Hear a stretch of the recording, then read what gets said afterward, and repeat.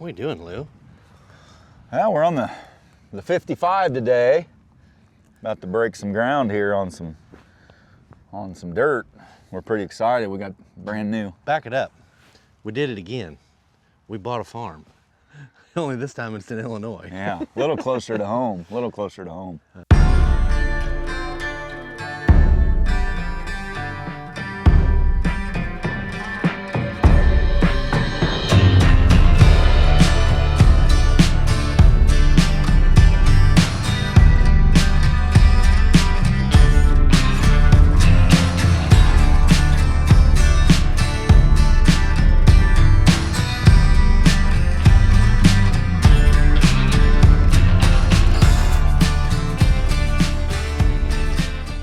We actually started on this farm last fall. We bought it. We got immediate possession. Closed in November, but we could get in here. And got in here. We took the skid steer and we ran some trails and put up trail cameras, hung a couple stands, and I think I only hunted it one day, but we had a lot of nice young deer in here. So and turkeys, plenty of turkeys. Plenty of turkeys too. That's kind of rare for this part of the world to have both. Yep.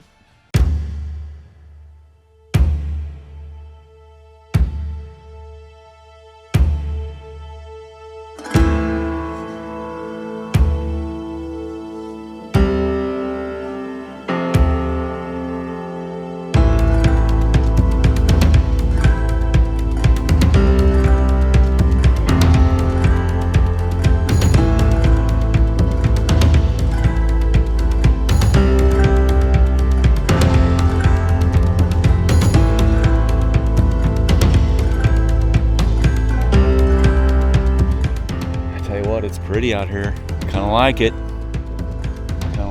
I really like it. We're actually standing in what's eventually going to be a food plot.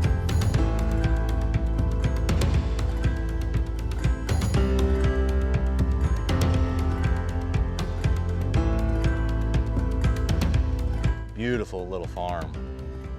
But we've got a little over 11 acres of tillable on the front side of it. And we got these beautiful little pockets that set up pretty much ideal for how we're going to want to hunt it. Northwest wind, basically any north wind is perfect. But we've just kind of mapped this out. You got your map on you? I think it was this pocket right here is about 0.7. Yep. And that pocket is just a tick over 0.7. So what we're going to do, it's March 25th. And it's kind of frost seeding time. So we're gonna do a green to grain transfer, I guess you'd call it in here. We're gonna do these pockets in clover, foundation clover, and instead of just top seeding them, we're gonna throw it in with the ferminator. And then the rest of the field is gonna be soybeans. And we're gonna leave like 0.8 to right at maybe 1 acre of standing beans. Blind, borderline, on the edge. It's gonna be secluded. And it's going to be right next to all this bedding. It's going to be really good bedding, just right off these little coves. Ideal. Ideal. Now the only thing we got to do is just get to work, but we're both kind of standing here just enjoying It's the such day. a beautiful day. It's just nice to just take our time and check it out. I'm going to do it again. That's our dirt, Louie. Yeah. Look how black that dirt is. Look how black that dirt is. She's a little white, but I think we'll grow some food in here. It's the only thing this farm's missing. We got a pile of cover. It's a really good rut farm. It's got really good bedding. It's got cedar thickets. It's got creek bottom. It's got fingers. It's just kind of ideal. It just needs food. Yep. So we're gonna do food now, and we might go in and do a little timber work later on, but let's get to work. Yep.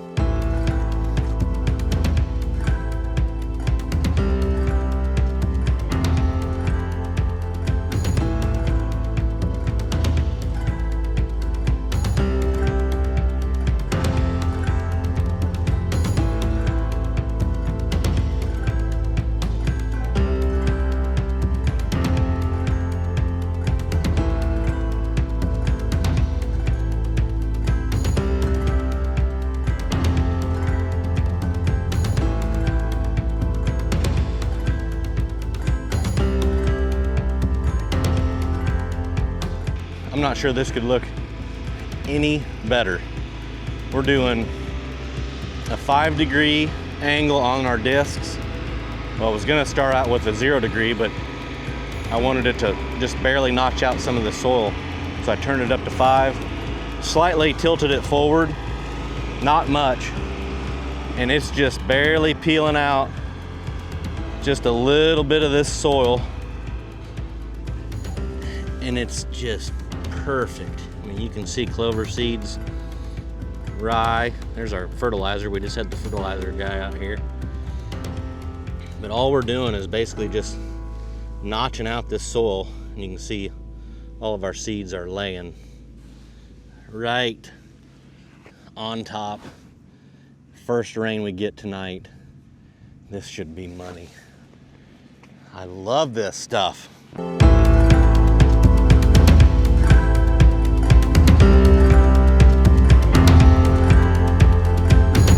We're creating just enough seed to soil contact. Clover doesn't take much this time of year. Like I said, this is virtually a frost seeding, but we're planting it conventional style. Ferminator is doing its job. Beautiful. One thing I forgot to mention is the exact blend that we're using. We're going with Foundation Clover, and we're mixing in about 25 to 30 pounds of the acre of cereal rye. You know, being that this ground's got a little slope to it, you know, if it turns off dry in the summertime, we wanted a companion crop. That rye will provide some shade for the clover. It's also gonna help, you know, compete with the weed competition that might come in. So, you know, we're gonna plant it, we're gonna see how this spring goes, and then just play it by ear. We'll come back, we'll take a look at it. If we've got certain type of weed pressure, we'll come back in here with some chemical. Hopefully we won't. Hopefully it's gonna look beautiful. We'll have a normal precipitation this spring and summer. And then this fall, it will be a gorgeous green carpet of clover in here.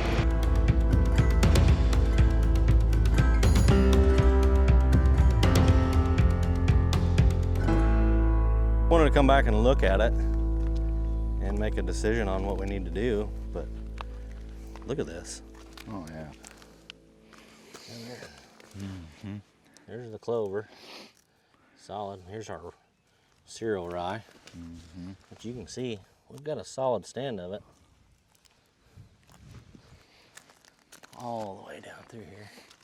So that's the lighter soil, and we had a cedar tree there that we ended up cutting down because it was zapping this little corner of the field. So that'll be good. Yeah. But you get out here on some of the better dirt and you kind of see the color change.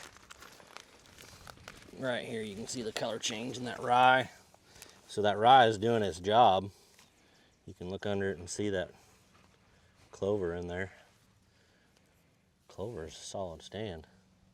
Yeah. Yeah. Good timing. We had put fertilizer on it the day that we planted it, and then we've got some really nice, timely rains. I mean, we've got what we could use another one here this week, but we've got good moisture on it, and it's just really nice.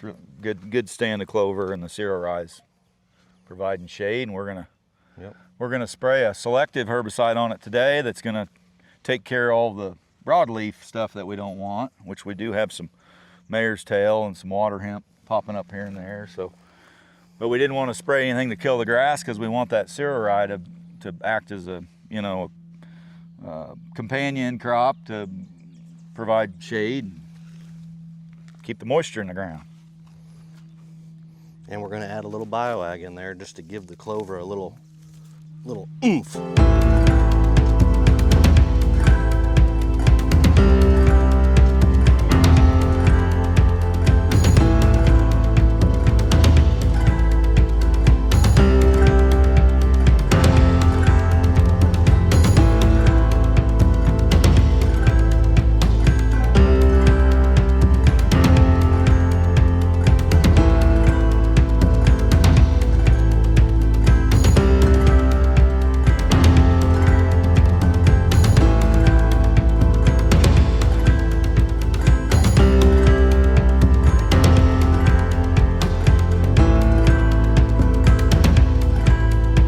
No, it looks good. We're just gonna need some rain. I mean, like we said when we planted this could possibly be a little bit of a risk, you know, spring planting clover, especially in a light timber soil, kind of a ridgy setting.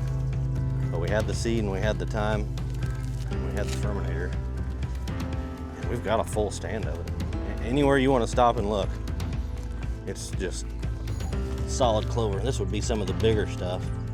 I'd say that's 4 inches tall, but it's got a good root system built into it. And there's our rye. And you can look. Foundation Clover. She's solid. Now we just got to get lucky with a little bit of rain here in the next month or two and let it go ahead and get established. But we've got a pretty good start on it. I like it. I like it, Louie. Yeah, You like it? I'm pretty pleased with it. It's pretty poor soil back here, so to get a nice stand of clover within 6 weeks, it's ideal.